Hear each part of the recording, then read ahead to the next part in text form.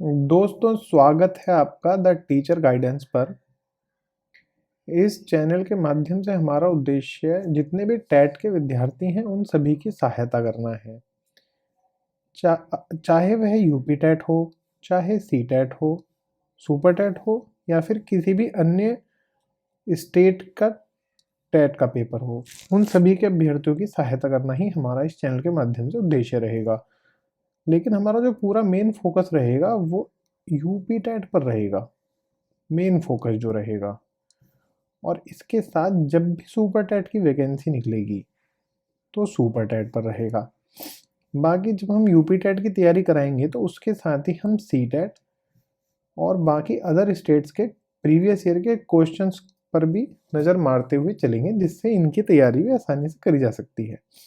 तो कुल मिलाकर UP TET, C TET, super TET और किसी भी अन्य स्टेट का जो टेट की परीक्षा है उसमें आपको इस चैनल के माध्यम से पूरी सहायता प्राप्त हो सकेगी। इसी क्रम में आज से हम इस चैनल पर क्रैश कोर्स शुरू कर रहे हैं यूपी टेट 2021 के लिए। इस क्रैश कोर्स में हम 2 सब्जेक्ट पढ़ाएंगे, एक बाल विकास एवं शिक्षा शास्त्र और दूसरा होगा गणित। और ये क्रैश कोर्स सी टेट जो 2021 की परीक्षाएं होने वाली हैं उसमें भी विद्यार्थियों को पूरी मदद करेगा। हमारी कोशिश यही रहेगी कि जल्दी से जल्दी इन दोनों का सिलेबस हम कंप्लीट करा सकें। तो चलिए बिना किसी देरी के फिर बाल विकास एवं शिक्षा शास्त्र की इस क्लास को शुरू करते हैं। आज की क्लास हम सबसे पहले यही लेंगे। थोड़ी देर में ही मैथ की क्लास भी अपलोड हो जाएगी। चलिए देखते हैं। तो आज की क्लास में हम क्या क्या पढ़ेंगे। सबसे पहले मनोविज्ञान का इतिहास जानेंगे कि मनोविज्ञान कहाँ से स्टार्ट हुआ, मनोविज्ञान में किस किस तरह से क्या क्या चीज़ें थी, मनोविज्ञान का अर्थ, परिभाषाएं और मनोविज्ञान के विकास के कौन कौन से चरण हैं, किस तरह से मनोविज्ञान का विकास हुआ है। इसी के साथ मनोविज्ञान की प्रकृति को देखेंगे कि मनोविज्ञान की प्रकृति क्या है, और सबसे आखिर में शिक्षा मनोविज्ञान के बारे में देखेंगे कि शिक्षा मनोविज्ञान मनोविज्ञान से किस प्रकार जुड़ा हुआ है। तो आइए देखते हैं मनोविज्ञान का इतिहास। दोस्तों, मनोविज्ञान का जो जन्म हुआ है वो दर्शन शास्त्र से ही हुआ है। प्राचीन समय में मनोविज्ञान का अपना स्वतंत्र अस्तित्व नहीं था। मनोविज्ञान दर्शन शास्त्र की एक शाखा, जिसे मानसिक दर्शन शास्त्र कहा जाता था, उसी के रूप में अपना अस्तित्व बनाए हुए था। मानसिक दर्शन शास्त्र के अंतर्गत आत्मा, मन और मस्तिष्क से जुड़े हुए अध्ययन किए जाते थे। और इसकी विशेषता यह थी कि ये अवैज्ञानिक था, क्योंकि ये प्राचीन समय की बात है। उस समय विज्ञान का इतना विकास नहीं हुआ था, इसीलिए मानसिक दर्शन शास्त्र से विज्ञान का कोई भी लेना देना नहीं था। अब धीरे धीरे मानव सभ्यता का विकास हुआ और मानव सभ्यता के विकास के साथ साथ मनोविज्ञान का अलग अस्तित्व उभर कर आया। जैसे जैसे मानव ने प्रगति की, मशीनें बनाई और औद्योगिक क्रांति हुई, उसी क्रम में नई नई खोजें हुई, तो मनोविज्ञान के लिए भी लोगों का दृष्टिकोण परिवर्तित हुआ और मनोवैज्ञानिक ने वैज्ञानिक दृष्टिकोण को अपनाया। इसी दर्शन शास्त्र को ही मनोविज्ञान का जन्मदाता कहा जाता है, जैसा कि हम देख चुके हैं। क्योंकि पहले दर्शन शास्त्र की ही एक शाखा मानसिक दर्शन शास्त्र में ही मनोविज्ञान का अध्ययन किया जाता था, उसका अलग से पहले कोई अपना अस्तित्व नहीं था। तो ये ध्यान रखने वाली बात है कि मनोविज्ञान का जन्मदाता दर्शन शास्त्र को कहा जाता है। अब 16वीं शताब्दी के अंत तक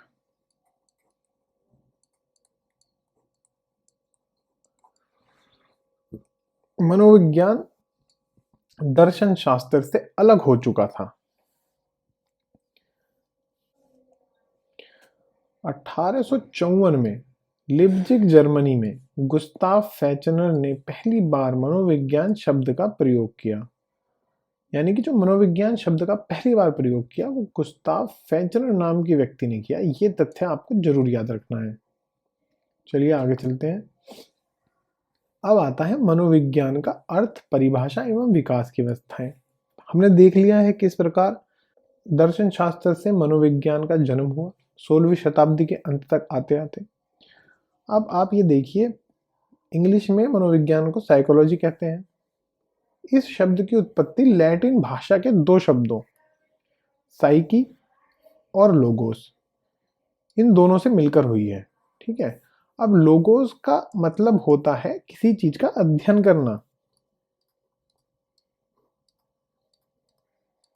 ठीक है। अब लेकिन ये जो शब्द है साइकी, इसमें पेंच है। शाब्दिक रूप से इसका अर्थ है आत्मा।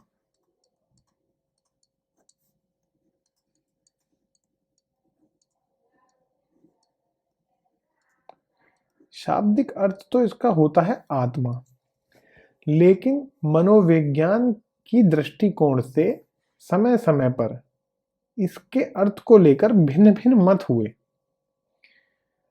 उन्हीं मतों के चलते मनोविज्ञान का विकास हुआ।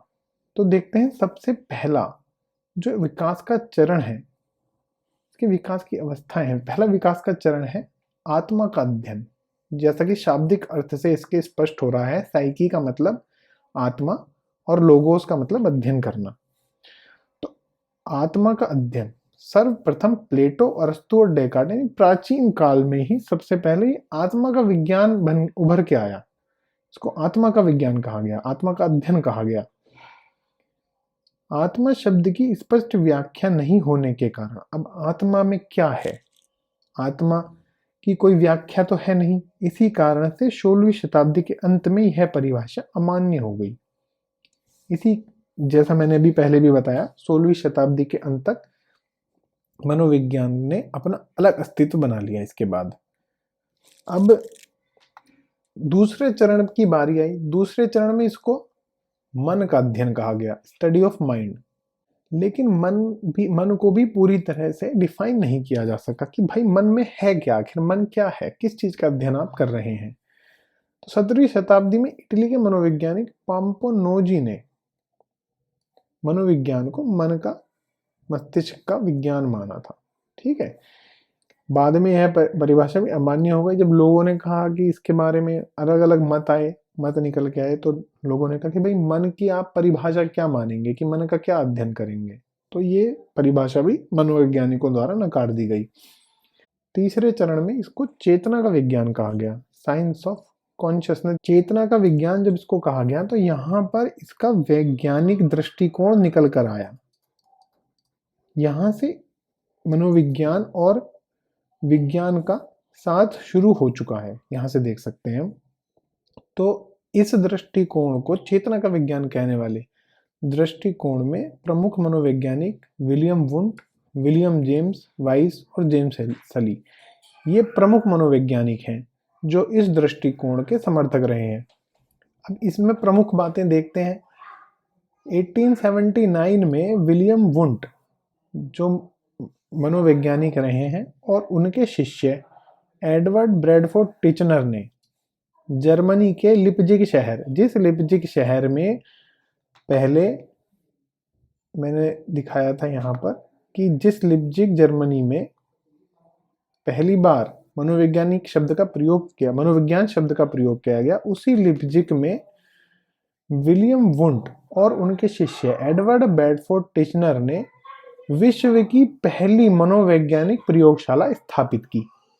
ठीक है। ये तथ्य बहुत ही इंपॉर्टेंट है, इसको आप बिल्कुल याद रखिएगा। विश्व की पहली मनोवैज्ञानिक प्रयोगशाला किसने स्थापित की? विलियम वुंट ने अपने शिष्य एडवर्ड ब्रैडफोर्ड टिचनर के साथ। कहाँ करी? जर्मनी के लिप्जिग शहर में। ठीक है। इसी कारण से विलियम वुंट को मनोविज्ञान का पिता कहा गया। ठीक है। इसी कारण से विलियम वुंट को मनोविज्ञान का पिता कहा गया, क्योंकि इन्होंने विश्व की पहली मनोवैज्ञानिक प्रयोगशाला स्थापित करी थी। ठीक है। आगे बढ़ते हैं। इनकी कहानी समाप्त हो गई है। आगे आता है 1890 का साल। इस साल विलियम जेम्स दूसरे मनोवैज्ञानिक हुए। इन्होंने एक पुस्तक लिखी, मनोविज्ञान के सिद्धांत। ठीक है, ये इंपॉर्टेंट है कि ये पुस्तक किसने लिखी। मनोविज्ञान के सिद्धांत विलियम जेम्स ने। अब अपूर्ण अर्थ के कारण यह परिभाषा भी अमान्य हो गई। अब यह परिभाषा या यह चरण अमान्य, इसको अमान्य बता दिया। अमान्य किस वजह से बता दिया गया? क्योंकि यह जो परिभाषाएं दी गई इस स्तर पर, उन परिभाषाओं में मन की चेतन अवस्था का ही ज्यादा जिक्र था, अर्ध चेतन अचेतन का कोई जिक्र नहीं था, जिसके कारण से कई सवालों के जवाब ये नहीं दे पाए। फिर इसके बाद आखिरी चरण जो आया मनोविज्ञान का, वो था व्यवहार का विज्ञान। व्यवहार का विज्ञान है कि साइंस ऑफ बिहेवियर। सबसे अब तक की जो सबसे प्रचलित इसका चरण है वो यही है, सबसे प्रचलित थ्योरी जो है वो यही है। देखते हैं इसमें। तो इसके क्रम में पहला प्रयास जो करा गया वो विलियम मैकडूगल नामक अंग्रेज मनोवैज्ञानिक के द्वारा किया गया। ठीक है, विलियम मैकडूगल, इन्होंने ही पहला प्रयास किया था ताकि मनोविज्ञान को व्यवहार का विज्ञान कहा जा सके। 1905 में इन्होंने परिभाषा दी। इन्होंने कहा कि मनोविज्ञान की सबसे अच्छी और विस्तृत परिभाषा उसे सजीव प्राणियों के आचरण के, माफ कीजिएगा ये रह गया था लिखने से, मैंने इसको लिख दिया है, सजीव प्राणियों के आचरण के सकारात्मक विज्ञान के रूप में समझने के द्वारा दी जा सकती है। परिभाषा में हम जो ये देखें कि सजीव प्राणियों के आचरण के सकारात्मक विज्ञान, ये है इसका सार, उस समझने के द्वारा दी जा सकती है। ठीक है, तो इसमें क्लियरली इन्होंने बता दिया है कि उनके आचरण के ऊपर है, मनोविज्ञान का पूरा जो भार है वो आचरण के ऊपर है। ठीक है, देखते हैं आगे। 1908 में इन्होंने सामाजिक मनोविज्ञान का परिचय नामक पुस्तक लिखी। उसके बाद 1949 में इन्होंने मनोविज्ञान की रूपरेखा नामक पुस्तक लिखी, जिसमें इन्होंने परिभाषा दी, एक और परिभाषा दी। ये इनकी फाइनल परिभाषा थी। जैसे एक डेवलपमेंट स्टेज होती है ना, तो ये डेवलपमेंट स्टेज थी और ये आके फाइनल स्टेज आ गई। तो मनोविज्ञान, इन्होंने फाइनली ये कहा कि मनोविज्ञान एक विज्ञान है जिसका उद्देश्य सभी प्रकार से किसी प्राणी के व्यवहार का नियंत्रण करने और उसे अच्छी तरह में सहायता प्रदान करना है।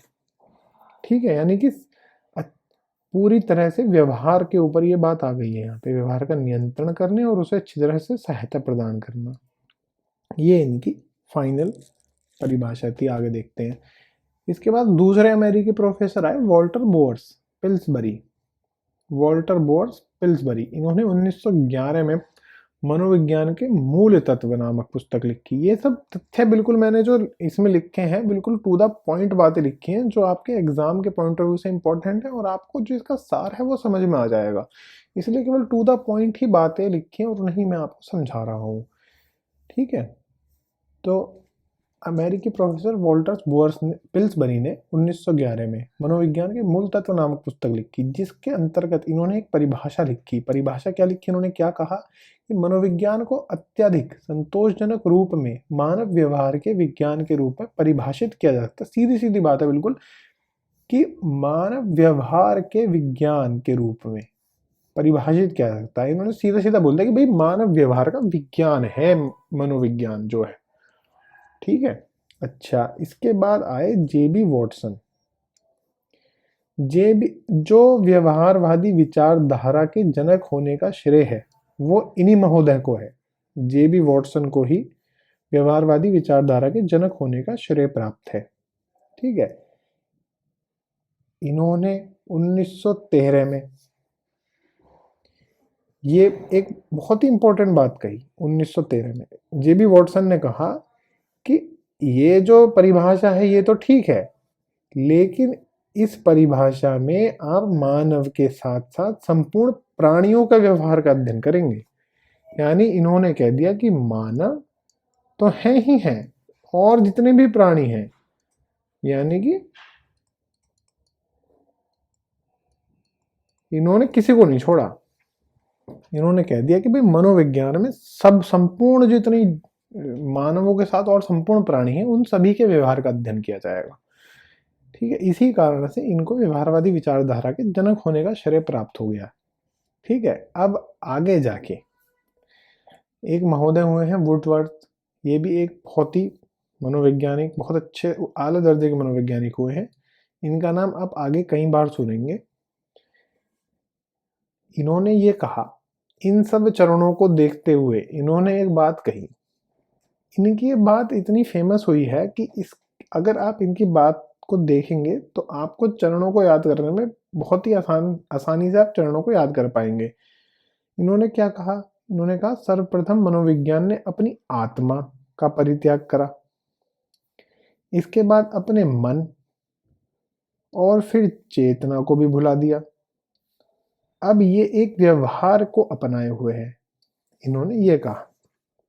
तो इन्होंने एक दो लाइनों में जितने भी मनोविज्ञान के चरण हुए हैं उन सबको दो ही लाइनों में सीमित कर दिया। देखिए, सबसे पहला चरण आत्मा था, दूसरे चरण में मन था, मन का अध्ययन, तीसरे चरण में चेतना का विज्ञान था, और जो चौथा चरण है वह था व्यवहार को अपनाए हुए, यानी व्यवहार का अध्ययन। चौथे चरण में व्यवहार का अध्ययन था।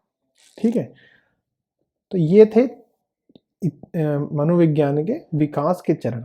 अच्छा, अब इसका फलस्वरूप कोई एक प्रॉपर कोई मत नहीं बन पाया कि भाई क्या डेफिनेशन हो, कैसे हो, लेकिन एक जो सर्वसम्मत इसकी डेफिनेशन जो कही जा सकती है मनोविज्ञान को, अगर आपसे पूछे कोई कि मनोविज्ञान भाई है क्या, क्या है, मुझे तो एक लाइन में तुम बता दो मनोविज्ञान क्या है, तो आप उसको सीधे सीधे ये जवाब दे सकते हैं कि भाई कितने भी चरण आए हो मनोविज्ञान के, लेकिन मैं तुम्हें एक बात में सीधी सीधी बात बता देता हूं कि मनोविज्ञान मन और व्यवहार का वैज्ञानिक अध्ययन है।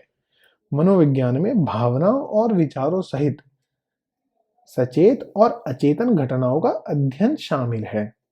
ठीक है, ये आपकी सर्वमान्य इसकी डेफिनेशन कही जा सकती है। अगर आपसे कोई पूछे कि भाई मनोविज्ञान क्या है, तो आप उसको सिंपल एक लाइन में, दो लाइन में ये बात बता सकते हैं।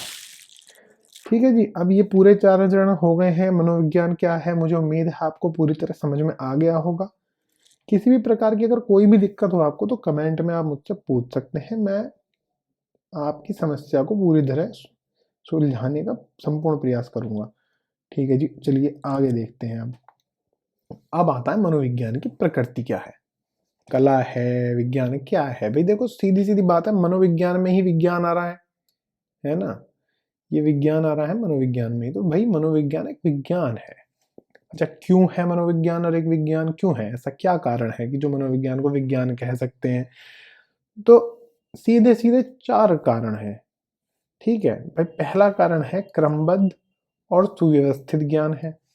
ऐसा तो है नहीं कि भाई किसी के अंदर ऑटोमेटिकली एक कला आ गई, उसने कोई एक तरीका करके देख लिया, भाई आर्ट बना दी, ड्राइंग बना दी, वो हो गया। ऐसे नहीं है, संबद्ध, क्रमबद्ध और सुव्यवस्थित ज्ञान है। किस तरह से मनोविज्ञान का विकास हुआ, किस तरह से उसमें चरण आए, सारी चीजें हैं।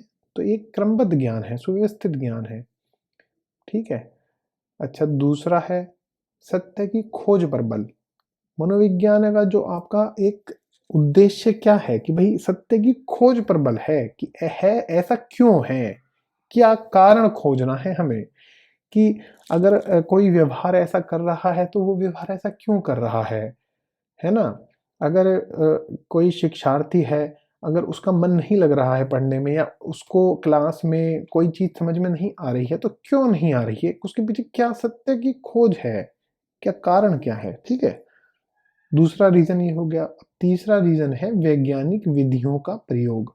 ठीक है, वैज्ञानिक विधियों का प्रयोग किस प्रकार से देख सकते, वैसे तो बहुत ही बड़े स्तर पर ये बात कही जा सकती है, लेकिन हम छोटे से एक लाइन में इसको देखने की कोशिश करें तो अवलोकन, निरीक्षण, परीक्षण तथा प्रयोग। ठीक है, तो ये अवलोकन कैसे है, आप अवलोकन करते हैं, जो मनोवैज्ञानिक होते हैं वो अपने सब्जेक्ट्स को लेते हैं, उनका अवलोकन करते हैं, उनका निरीक्षण करते हैं, उनके ऊपर एक्सपेरिमेंट करते हैं, परीक्षण करते हैं, और फिर जो उनका एक सार निकल कर आया, जो उन्होंने थ्योरी निकल कर आई, उसको फिर प्रयोग करते हैं, आगे उसको अप्लाई करते हैं। ठीक है, जैसे साइंटिस्ट करते हैं साइंस में, फिजिक्स के लॉज होते हैं या जो भी चीजें होती हैं, उसी तरह से मनोविज्ञान में भी वैज्ञानिक विधियों का प्रयोग किया जाता है। अच्छा, अब ये फाइनल जो लास्ट है, सैद्धांतिक एवं प्रयोगात्मक पक्ष। ठीक है, जैसे विज्ञान के दो पक्ष होते हैं, विज्ञान किसी भी सब्जेक्ट के आप देख लें, दो पक्ष होते हैं, एक तो सैद्धांतिक होता है, एक प्रयोगात्मक होता है। सैद्धांतिक कैसे?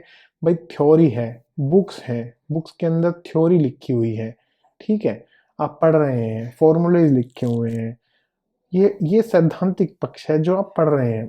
प्रयोगात्मक पक्ष क्या है? जो आप उनको पढ़कर एक्सपेरिमेंट कर रहे हैं या फील्ड में आप उसको अप्लाई कर रहे हैं। ठीक है, ये इसी प्रकार से मनोविज्ञान में क्या है, सिद्धांत पढ़ते हैं, जो मनोवैज्ञानिकों ने सिद्धांत लिखे हैं, ये सब चीजें हैं, बुक्स में उनको पढ़ते हैं, फिर उनका प्रयोग कहाँ करते हैं। अब आप शिक्षक के रूप में देख लीजिए, जो आप सिद्धांत पढ़ेंगे वो आप अपनी कक्षा में बच्चों के ऊपर प्रयोग करेंगे, ताकि उनको अच्छी से अच्छी शिक्षा प्रदान की जा सके। ठीक है, तो ये सैद्धांतिक और प्रयोगात्मक पक्ष हो गया इसका। चलिए ठीक है, आगे देखते हैं। अब आता है आपका शिक्षा मनोविज्ञान। भाई मनोविज्ञान का पता चल गया, मनोविज्ञान क्या है, कैसे आया, क्या क्या उसमें है, सारी चीजें पता लग गई। अब हमारा जो अब हमें पढ़ना है, मनोविज्ञान का तो परिचय हमने केवल इसलिए लिया था ताकि हम शिक्षा मनोविज्ञान के बारे में आगे जान सकें। ठीक है, मनोविज्ञान का डिटेल स्टडी नहीं है यहाँ, इसमें इसमें शिक्षा विज्ञान से हमें मतलब है, शिक्षा मनोविज्ञान से मतलब है। अच्छा देखिए, अब देखते हैं मनोविज्ञान के पहलू क्या क्या है। ठीक है, जैसे मैंने अभी पीछे बताया, दो पहलू हैं मनोविज्ञान के। एक तो है सैद्धांतिक मनोविज्ञान, प्योर फिजिक्स साइकोलॉजी। ठीक है, सैद्धांतिक मनोविज्ञान। दूसरा हो गया आपका व्यवहारात्मक मनोविज्ञान, अप्लाइड साइकोलॉजी। ठीक, तो व्यवहारात्मक, अब सैद्धांतिक का तो हमें पता ही है भाई क्या सिद्धांत हैं, कैसे हैं। अब व्यवहारात्मक मनोविज्ञान के अंदर मुख्य तौर पर पांच भाग हैं इसके, जो व्यवहारात्मक मनोविज्ञान है। बहुत सारे हैं वैसे, लेकिन हम पांच जो है वो मुख्य हैं। एक औद्योगिक मनोविज्ञान है, जिसके अंतर्गत कि उद्योग धंधे जितने होते हैं, मार्केट के अंदर किस प्रकार से, बाजार की अर्थव्यवस्था कैसे चलती है, बाजार के अंदर किस प्रकार की मनोदशाएं होती हैं, व्यापारी किस तरीके से सोचते हैं, और उद्योगों को किस प्रकार बढ़ाया जाता है, ये सब चीज़ें औद्योगिक मनोविज्ञान के अंदर। अच्छा, अब दूसरा है अपराध मनोविज्ञान। अपराध मनोविज्ञान जो पुलिस वाले और ये आपके एफबीआई वाले जो हम मूवीज वगैरह में देखते हैं वो इस्तेमाल करते हैं, प्रोफाइलिंग करते हैं जो क्रिमिनल्स होते हैं, कि भाई कोई क्रिमिनल है वो किस तरह से सोचता है, वो कोई क्राइम कर रहा है, उसके पीछे उसका मोटिव क्या है। कई बार पहले से पहले ये पता लगा लेते हैं कि अब ये अगला क्राइम कहाँ करेगा, कोई चोर है अगली चोरी कहाँ करेगा। तो ये अपराध मनोविज्ञान के अंतर्गत इसका अध्ययन होता है। तीसरा है उपचारात्मक मनोविज्ञान। इसी प्रकार से डॉक्टर्स को जो है वो सिखाया जाता है कि आपको पेशेंट्स को किस तरह से ट्रीट करना है, पेशेंट्स की साइकोलॉजी क्या होती है, पेशेंट किस तरह से सोचता है, आपको पेशेंट की बात सुननी है, किस प्रकार से उसको दवाइयाँ देनी, किस प्रकार से उसको पूरी तरह से एक फिजिकली उसकी मदद करने के साथ मेंटली भी उसको मदद करनी है। ये सब डॉक्टरों को सिखाया जाता है। ये उपचारात्मक मनोविज्ञान हो गया। इसके बाद आता है आपका सैन्य मनोविज्ञान। सैन्य मनोविज्ञान में क्या है? सैन्य मनोविज्ञान के अंदर कि सैनिकों को किस तरह से ट्रेन करना है ना? सैनिकों की जो है उनको मेंटली किस तरह से तैयार करना है कि कल को अगर लड़ाई हो जाए दूसरे देश के साथ, तो वहाँ पर वो मेंटली इतने स्ट्रांग हों कि वो लड़ सकें। इसके साथ-साथ दुश्मन की क्या साइकोलॉजी होगी, वो किस तरह से लड़ाई करेगा, कौन से फ्रंट पर क्या चीज़ करनी है, ये सब सैन्य मनोविज्ञान हो गया। अच्छा, आखिर में जो हमारा हमारा जो काम है वो है शिक्षा मनोविज्ञान। शिक्षा मनोविज्ञान के अंतर्गत हम अभी देखेंगे पूरी डिटेल में इसमें क्या है। चलिए देखते हैं शिक्षा मनोविज्ञान। अब देखिए शिक्षा मनोविज्ञान क्या है?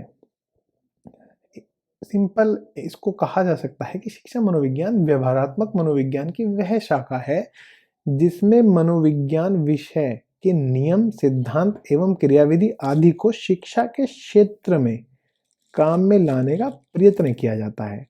यानी कहने का मतलब है कि जो जो हम इसमें सीखेंगे, मनोविज्ञान में जो सीखा है, ठीक है, एक अध्यापक उसको शिक्षा के क्षेत्र में उसको अप्लाई करेगा, यानी कि उसमें बच्चों को पढ़ा, उसका जो फोकस रहेगा बच्चों की शिक्षा रहेगी।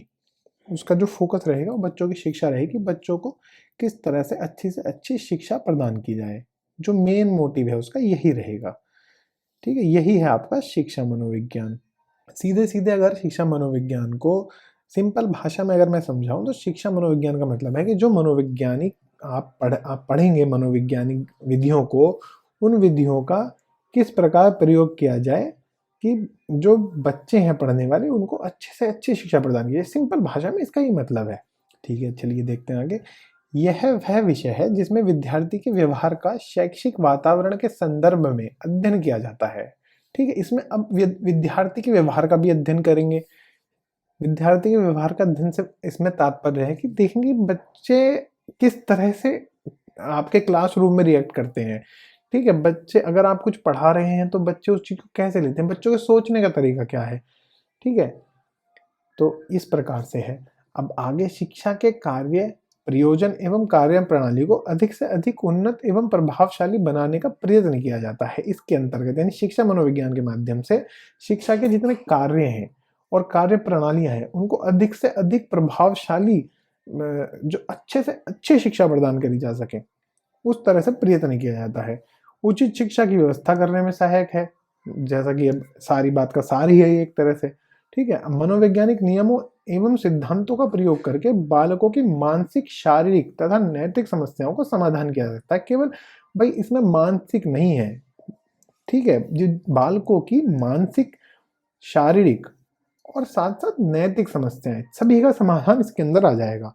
ठीक है, अब मानसिक से मतलब है कि बच्चे को कुछ समझ में नहीं आ रहा है तो उसको किस प्रकार से चीज़ों को समझाना है, उसकी मनोदशा समझनी है। शारीरिक के अंतर्गत आ गया कि भाई बच्चा बच्चा स्वस्थ रहे। अगर स्वस्थ बच्चा होगा, जितना उसका स्वास्थ्य अच्छा होगा उतना ही उसका अधिगम अच्छा होगा, उसको चीज़ें समझ में उतनी अच्छी तरह से आएंगी, उसका विकास और वृद्धि की दर उतनी ही अधिक होगी। ठीक है, और नैतिक समस्याओं का, कई बच्चों के मन में सवाल होते हैं कि क्या करें, क्या चीज़ सही है, क्या चीज़ गलत है, बच्चों के मन में ये जिज्ञासाएं होती हैं। इन सभी का समाधान जो है वो मनोवैज्ञानिक नियमों और सिद्धांतों का प्रयोग करके किया जाता है शिक्षा मनोविज्ञान के अंतर्गत। ठीक है, तो ये इन सब चीज़ों का सार निकल के आता है। तो दोस्तों ये है हमारा, इतना ही लेक्चर था। आगे मिलेंगे मैथ के अगले लेक्चर में। थैंक यू वेरी मच दोस्तों। अगर मेरा लेक्चर पसंद आया हो तो प्लीज़ वीडियो को लाइक करें, कमेंट करें। कोई भी आपको समस्या है किसी भी प्रकार की, कमेंट करें। कोई सजेशन देना हो, किसी प्रकार की अपनी बात कहनी हो, कुछ भी, एनीथिंग, तो कमेंट करें। और चैनल को प्लीज़ सब्सक्राइब करें ताकि मैं ऐसी ही वीडियो आपको, आपकी स्टडी के लिए वीडियो इस चैनल के माध्यम से आप तक पहुंचा सकूं। इसी के साथ मैं विदा लेता हूं, अगली वीडियो में मिलेंगे, तब तक के लिए नमस्कार।